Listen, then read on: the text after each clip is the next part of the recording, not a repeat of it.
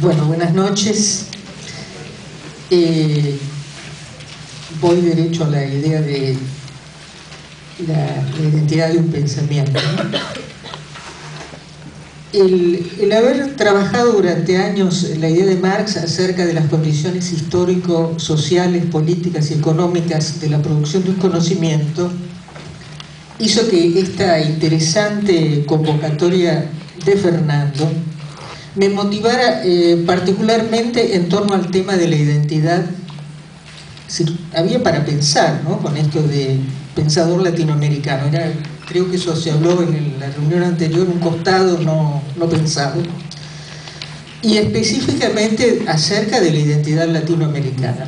Y creo que el interrogante que este seminario nos plantea no escapa a condiciones de producción que nos interpelan como sujetos y que hacen hoy a un cierto clima de época que nos toca en lo personal. El proceso de liberación y descolonización irrumpió hace 200 años en forma casi simultánea en distintas regiones de América.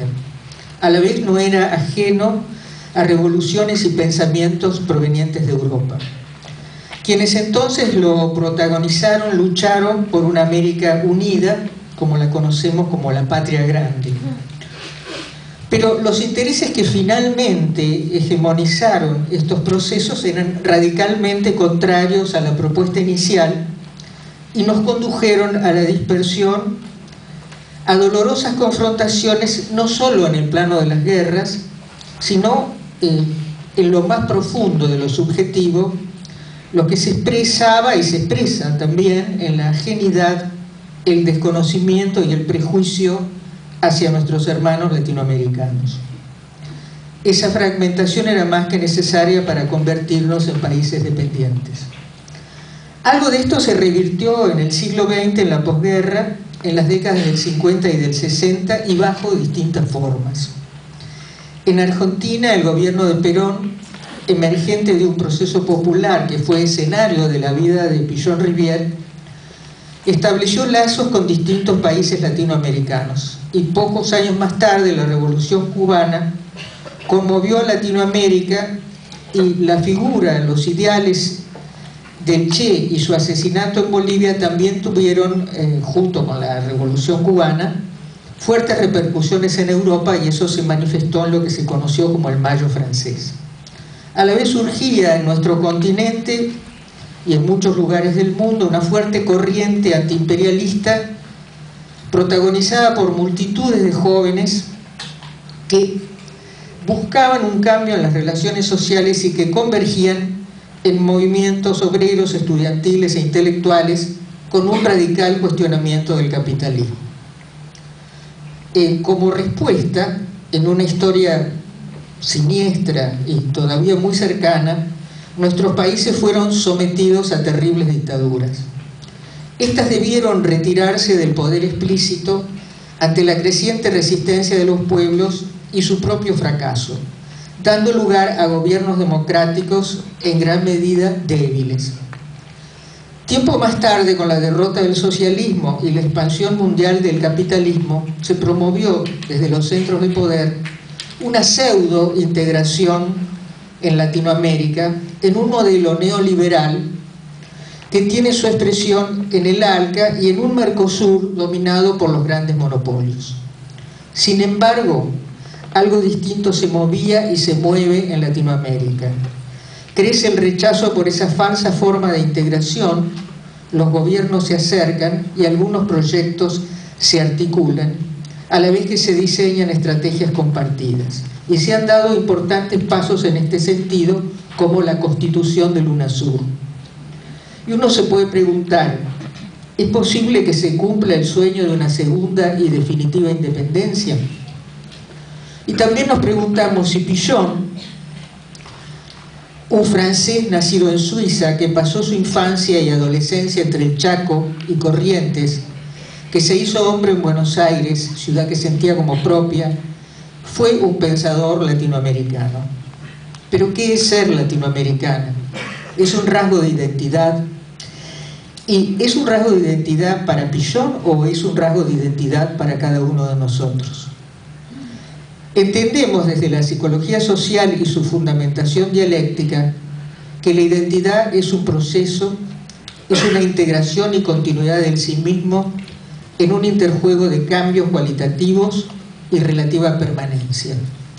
En un devenir en el que, a pesar de las transformaciones que atravesamos en el plano existencial, podemos reconocernos. El cambio que hace la esencia de ese devenir consiste en la modificación de prácticas, de vivencias, de roles y posicionamientos. Identidad implica unidad de lo diverso, en tanto se encuentran en ellas en el presente del sujeto, la historia y nuestros múltiples haceres. Esa particular unidad de lo diverso que caracteriza la identidad personal es también lo que nos articula y nos da pertenencia e identidad en el plano de los vínculos, las instituciones, el orden social y la cultura. Nuestra identidad encuentra sus condiciones de su inscripción y sus condiciones de autenticidad en precisamente la inclusión en un proceso social e histórico, y una inclusión activa en ese proceso social e histórico. Esta dimensión de la identidad, esta dimensión cultural de la identidad, ha sido investigada desde nuestra perspectiva, particularmente por Josefina Racelo.